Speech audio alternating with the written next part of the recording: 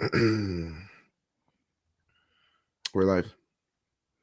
Hello and welcome back to the MMA Brothers podcast. It's Daryl, It's Asher. and we're talking UFC post-fight fight night. Robert Whittaker versus Kelvin Gastelum. This one was it was here and there. If you're a really big MMA purist, you really enjoyed this fight night. This one wasn't for the casuals because there's a lot of things that happened. So we're going to start off at the bottom of the main card like we usually do, with Luis Pena versus Alexander Munoz. So violent Bob Ross versus Munoz. Bob Ross was really, really good with the stand-up, but Munoz seemed like he had the more powerful shots. He was touching up. Pena was getting touched up by Munoz and backing up. Every single time he got touched, he could back up. And there's a few times where I thought if Munoz just put his foot on the pedal, he could have got the finish because he got caught a few times. He was able to take down Pena. To Pena's credit, he'd work, scramble, get up off the feet. Munoz couldn't keep him down. I wouldn't have been upset either way. Like Luis Pena, as the commentators were saying, like, you're just throwing one shot and done. Stop throwing one and done. Still have combinations. Yes, you're staying longer in the pocket. You get countered more. But when Munoz was landing versus Pena, other than the third round, it wasn't really hurting Munoz, right? So I'd love to see a little bit more volume from Pena. And he said after the fight that he was off for 10 months. He was just like, he used the first round to get his legs underneath him and feel that he's in there. And then when he was in a groove in the third round, he looked really, really good. He's landing really good shots. His body kick was nasty. He's really good scrambling off the ground. Really, really good showing by Luis Pena. I just wanted to see more volume next time around. Alexander Munoz, I'm not too disappointed with him. What do you think? Yeah, so it was a close fight on paper. So it's obviously a split decision win for Luis Pena. And like everything that you echoed, I agree with. The commentators obviously said that Pena had to mix up the combos more. And I kind of agree. I think the split decision was accurate just based on how even the fight was. Mm-hmm. So we're going to move on to Tracy Cortez versus Justine Kiss. Tracy Cortez, one, she's bad. Two, she's got a bunch of power in her mitts, man. And she's and really, three, really good she's wrestler. bad. She's bad. You gotta repeat what you said at one. I was like, she's bad.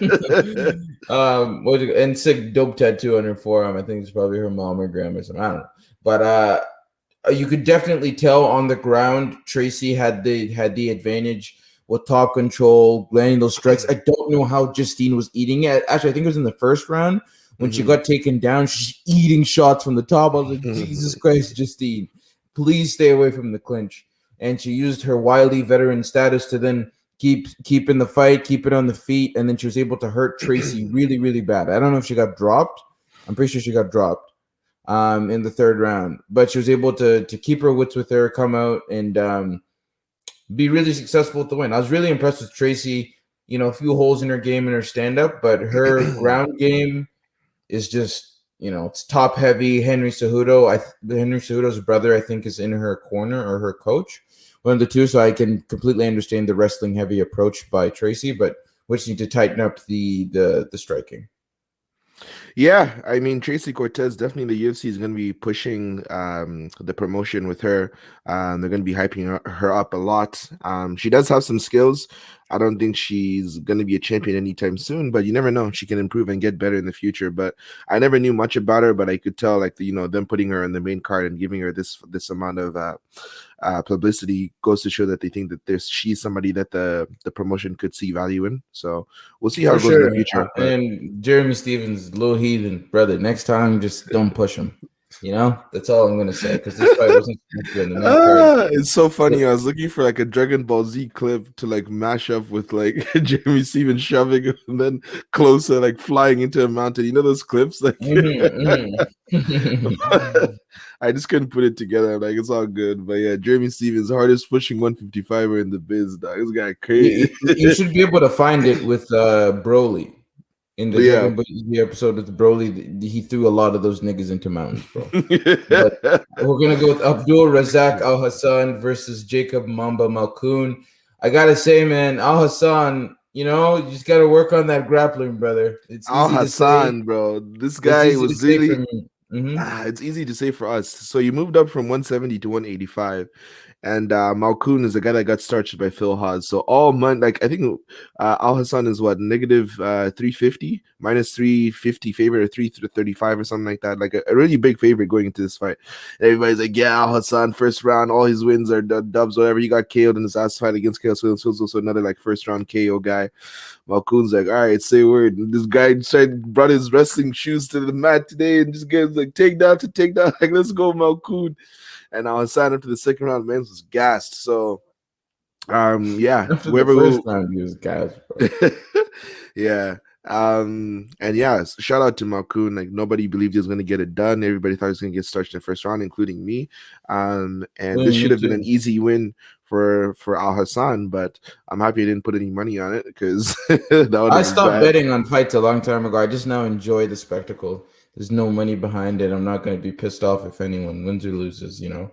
But Yeah. Abdul, you know, it just shows that you're a really, really good striker, but it's MMA, right? There's a little bit of facets you need to fine tune in your game. If you can make it so you can't get taken down, you don't need to become a takedown artist yourself. You're really, really good standing up, but you need to make it so, like Derek Lewis, like you can at least stuff takedowns or threaten the uppercuts or knees. Everything is just top centric with Abdul, and he doesn't really threaten those uppercuts if you shoot on him. So that's something I'd love to see him work on because he does have a bright future if he's able to fix that hole in his game. He's kind of like what's that guy? The tall guy, big mouth. He just fought last Which weekend which against which Vittori. division? Oh, 85. yeah, Kevin Holland. Kevin Holland. Yes. Yeah, Kind of like Kevin Holland. yeah. They just need to work on that facet of your game. The stand up is still good from Abdul. He's so scary. You just got, and guys know that's the path of success. They're not going to stand and bang if you land one shot and they end up in the hospital. So, Mhm. yeah, good stuff by Abdul. Really happy for Jacob. It shows that he's able to adapt. Hopefully, we see Jacob against a wrestler next to see if that nullifies it and sees if he can actually stand and bang with the big boys. But we're gonna move Yeah. on. Moving on Andre the to Pitbull. Mr. Are you doing Let this me one? break this one down. I'll break it down. Moving on to Mr. Pitbull Arlovski versus Chase Sherman. I don't know what Andre Arlovski has done. He's 42 years old now, and he is getting like less fit, but he's getting more dubs. Like I don't know if you noticed, he's getting bigger. But I don't know what he's done to revitalize his chin because like he ate some hard punches from Chase Sherman, hung in there, didn't get flazzled or whatever. He just kept going, and I was just like, damn, man, like what's Arlovsky saying these days? Because like, yes, he lost his last fight to Tom Aspinall, who's like an up and coming heavyweight, but he gave Aspinall a little bit of work. It was not an easy fight. He hit Aspinall, and I think in one of his eyes were he either couldn't see out of that eye or he was seeing double vision. That's why Aspinall had to take it to the ground. And that's how he submitted Arlovsky. So Arlovsky has been putting in work. I don't know what coaching he's been doing. Whatever he's been doing, it's been working. And then he's now won 3 out of his last 4 fights. I remember before, after he got KO'd by what's his name, the Rosenstrike, I was like, all right, we've seen enough of Arlovsky needs to get out of the promotion, but he's putting it together, man. Good for him. But in this fight, it's Sherman that was putting most of the pressure on Arlovsky. Arlovsky had a lot of good counter boxing in this fight. He landed some good leg kicks as well. He did hit Chase Sherman with some good punches. And like I said before, Chase was able to hit him with some heavy strikes. Even in the third round, Arlovsky was getting tired, but he was still able to eat some of the shots that Chase was throwing his way, and it was a unanimous decision victory for him. So I was impressed. I was very, very impressed because Chase Sherman, even though he was the underdog coming into this fight, I just thought he was going to be the younger, better fighter, and he was going to be able to win this easily. But I guess I was wrong. What did you think? Yeah, I'm not going to reiterate everything you just said. I completely agree. The only thing I'm going to say is with Chase, maybe working at grappling. If Plan A is not going well, grapple with Andre, try to take him down. He is a black belt on the ground, but whatever it takes to get the win. On the feet, it was pretty even, but Andre was, landed a few more shots. That's why he ended up getting the dub, right? So if Chase was able to, clinch him, take him down, wear on him, get some ground control time, who knows? This could be a completely different fight, right? But, past success usually is by knocking Andre out, right? So, it's not the end of the day for Chase Sherman. He's got to fine-tune a few things, but I was super impressed with what I saw. He was just a few strikes away at certain points to finishing the fight. So good job by both fighters. And as I said, Andre's chin is getting better as he gets older. Ridiculous. But we're gonna move on to the Reaper versus no nickname Kevin Gastelum. So Robert Whittaker, Asher was saying it before, as with a lot of other analysts. First round, he blinds you. He throws that right hand to make you move to your left, and then he follows it with a high kick every single time. And Kelvin was like, "Whoa!" And you could see his eyes open. It's like shocked him awake, right? And most guys would have gone down. Kelvin's head is made from, like, even when Izzy was hitting him and this dude wasn't going down, I'm like, holy shit. Bobby Knuckles was cracking him. Flush on the dome, flush on the chin, front kick, side kick, right high kick. I'm like, yo, left hook. It's just Kelvin was just eating his moving forward. I'm like, this guy's the boogeyman. He's the 185 version of Tony Ferguson. No matter what you hit him with, he's still coming forward. And he's throwing nothing but heat. I'm like, Jesus Christ. You can see why Izzy struggled with it. Right? It's not that, Kelvin's a way better fighter than Izzy or the thing. Kelvin struggles with really fast pinpoint strikers, right? But he usually is able to counter that with his power. Now, Bobby Knuckles has a chin. He got cracked a few times too. But I was more impressed with Kelvin's chin.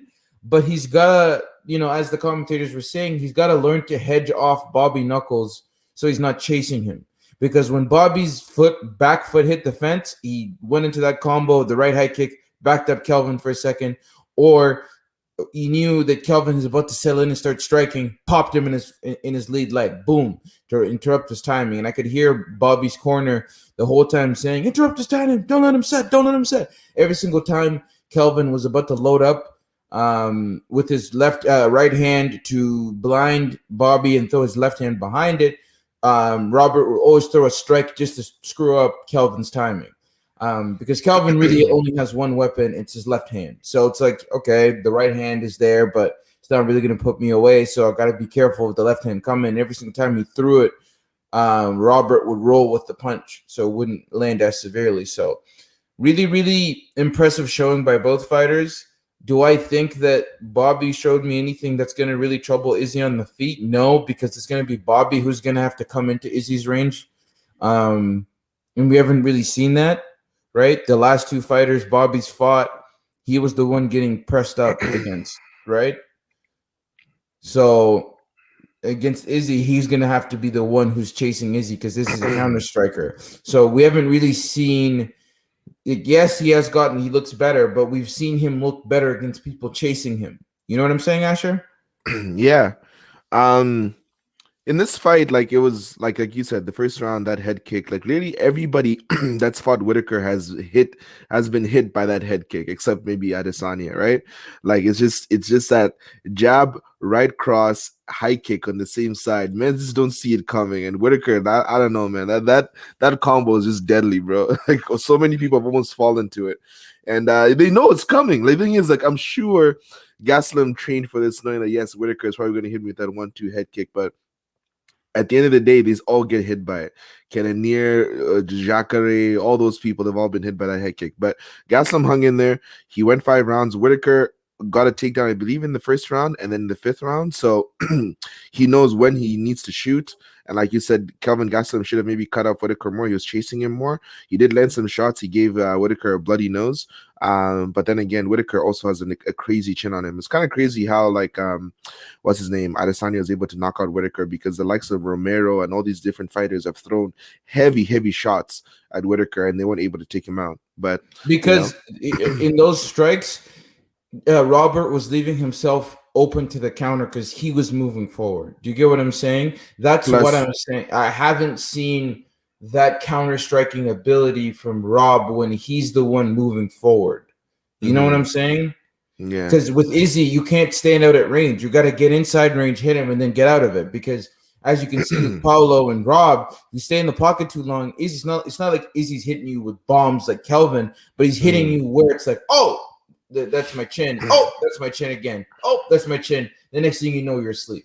You know? Yeah. I would have loved to see. I'm happy I saw Whittaker versus Gastelum. I would love to have seen Paulo versus Whittaker. That would have been a sick fight. But again, I just think Paulo Costa would have gotten caught by that head kick. This is everybody's getting caught by it, unless maybe Adesanya because he's had so much kickboxing experience. So he'd probably be able to you know, avoid that strike. But now it looks like it's going to be Whittaker versus Adesanya too, and both fighters have agreed yes, that's what's next, and they're going to do it probably in Australia, sell out a stadium, probably later this year whenever COVID is good.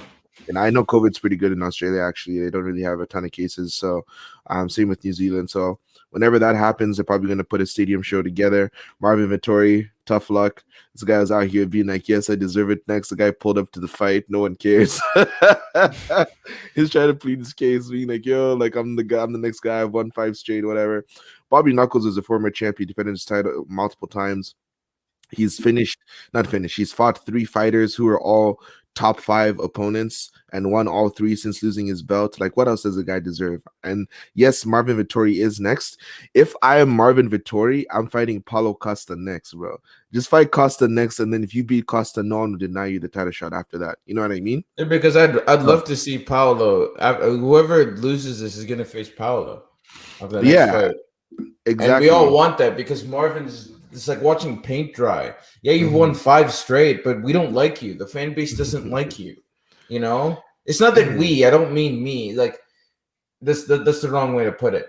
His fighting style is not conducive of a champion that people like watching. You get what I'm saying?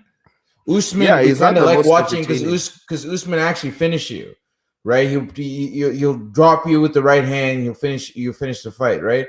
With Marvin, it's like anytime he faces a good striker, it's like, oh, I'm just gonna hold you down and bro, come on, No, I get it. So, Darren Till, I don't know how long it's gonna be out for. Maybe they do Till versus Costa, or they do Marvin versus Costa. If Marvin just wants to wait for and face, I mean, that's something he could do too, right? Marvin could just wait in the wings and then wait for Adesanya and Whittaker to fight, and then he fights the winner of that one. So it's interesting times. But before we get off, I want to talk a little bit Ben Askren versus Jake Paul. So, a lot of people, said Ben was gonna win. I mean, Ben was never like the boxer, and there were highlights of him hitting pads. They didn't look too great, but when you saw him hitting pads fight week, there was a Fight Hub posted some of his open workouts during fight week, and he did look pretty good hitting the pads. He didn't look too bad, so he did show some improvement. But once the fight started and I saw him boxing, I'm like, oh my god, Ben Askren is so trash. like the way he was moving, like the punches he was throwing, and I'm like, man, I didn't think that he was gonna get dropped in the first round. I'm not gonna say like I saw it coming, but definitely wasn't impressed by what I was watching from him. And I'm sure Ben Askren definitely has a better gas tank to go the 8 rounds, even though he did come out a little bit out of shape. I do think, based on his hip surgery. No, I know. The guy was retired. He had hip surgery. Like it's a little ass. Like yeah, literally, if you're Jake Paul, there's no better MMA fighter to fight other than Ben Askren. Not the fact that he has the worst stand-up. He's also coming off a hip replacement surgery, not like a hip surgery. He's also like almost 38. He's almost 38, and he's been retired for a few years now, or if maybe like not a few years, like a year and a half or so. It's been more than a year. So and he's also had surgery. He hasn't been striking. Striking has always been the worst facet of his game. Striking has been amateur. Really, really bad striking for a very, very long time. But if it was a grappling match, if it was an MMA match, Jake Paul is getting the shit beaten out of him for 5 straight rounds. Like that's not even. If Ben could have gotten his hands on him and wrestled him, it's a no contest. But you can't be surprised. This is what I'm saying. I knew that Jake had power, right? I thought that Ben was just going to stay in his face, close to him, not in jab range. Get in close into hook range, right? And then that way, if he ever starts hitting you, you can just clinch him. Easier said than done. But Ben secured a bag. Everyone who bet on Ben, it sucks. But Askren, if you knew anything about his strike, he's trash. Yeah, it's tough because I did want to see Ben win. I actually don't mind the whole Jake Paul show continuing. Dylan Dennis is probably going to get called out. There's probably some other fighters. He's definitely going to just be fighting MMA guys. There's no way he's going to get into the ring against an actual boxer. That's just not Oh, he happening. get fucked up. He get fucked Yeah. up. Any like seasoned pro, like knows how to evade punches. He has a good boxing stance. Like Ben Askren had like a MMA striking stance. Like he's very open. You know, Mm-hmm. he wasn't like turned off to the side and had his hand up and then like what I'm saying. Like I love how I'm trying to make it seem like I know so much about boxing and fighting when really I only know what experts say, but. Look at like just the eye test itself. I'm like, Ben, man, come on. But at the end of the day, would I go in there, get knocked out, face down, and then leave with millions of dollars? You bet you roast me all you want, but by checking account fat, bro. That's all I say. Literally, I have a picture stack of money by my ear. But what? Haters say what?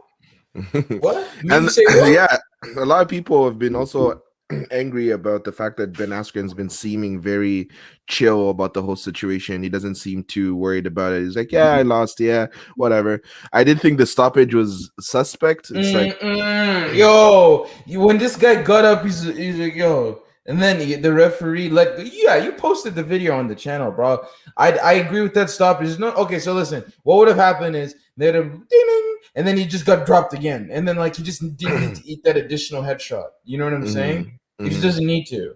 For what reason? Because Ben's a fighter. He's not. He even told the ref, "I'm fine," but then he's like, "All right, stop, walk to me." And then the dude like stumbled on his way toward. No need to get further embarrassed, right? Yeah, I didn't need to see him get flatlined. That would have been even worse. I think definitely coming from an MMA perspective, like you'd never see an MMA fight stop like that. But obviously, in the terms of safety, I'm happy that they stopped the fight sooner rather than later. But yeah, it's tough. But then again, like you said, Ben Askren's leaving with a fat check. His account's gonna be fatter. He's gonna made a couple more millions of dollars. And if I were Ben, I would continue taking boxing fights and like call out another guy. Like, hey, you want to scrap, bro?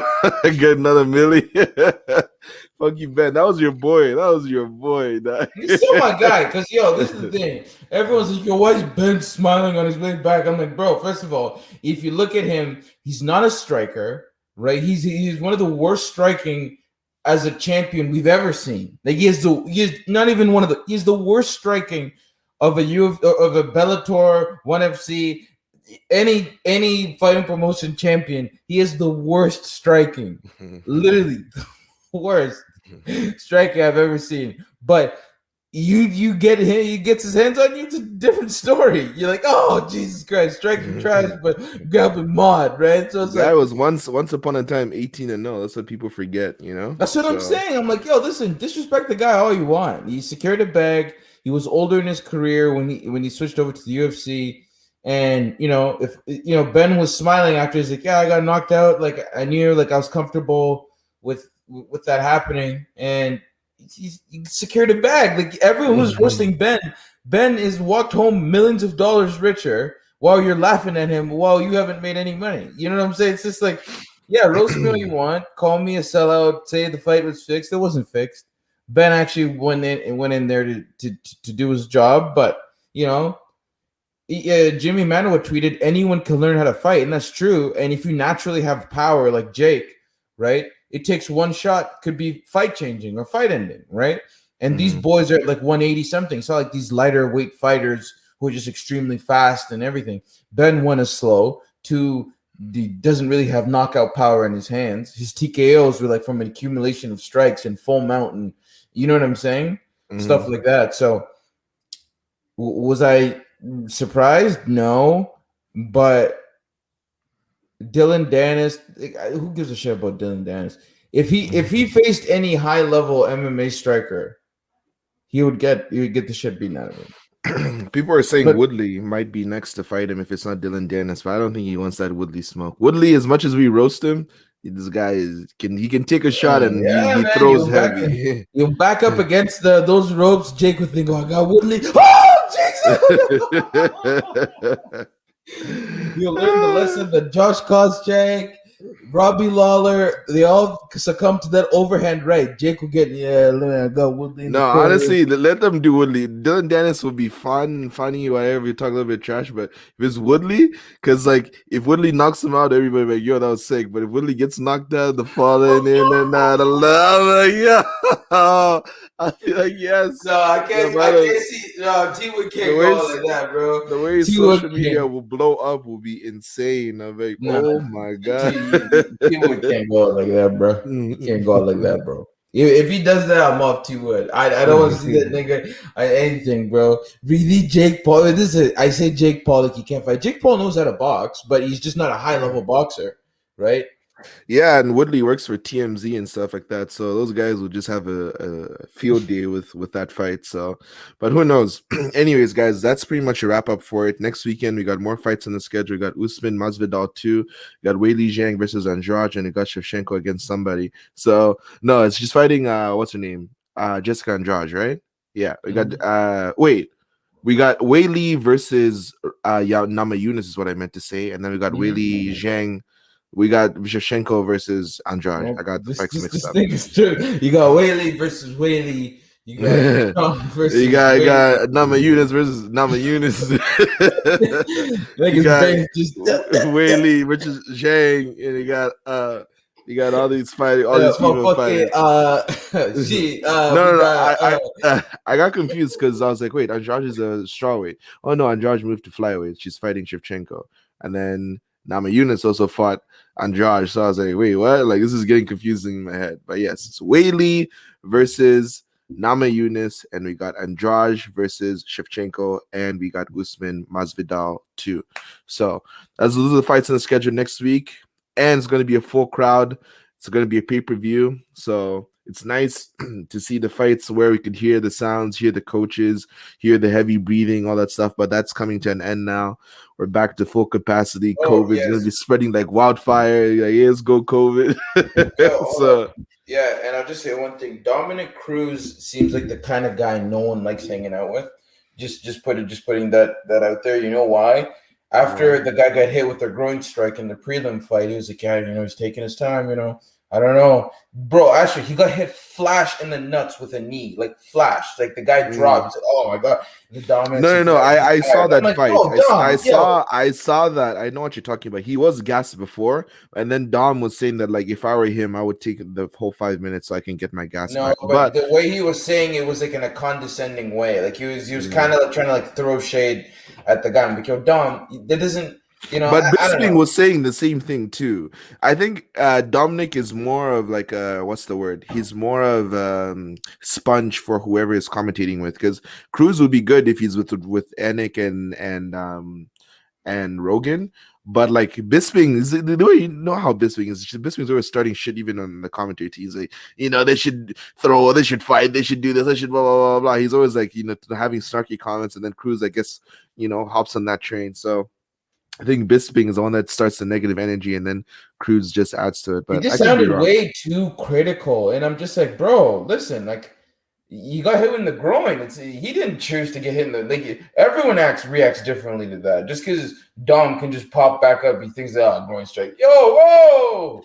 Especially when you're Yeah, and gassed. those are heavyweights too, right? Or light heavyweight. I can't Yeah, remember. those are heavyweights. I'm pretty sure. Yeah, yeah. Come on. Anyways, Anyways, guys, we'll wrap it up. We'll see you in the next episode. Later.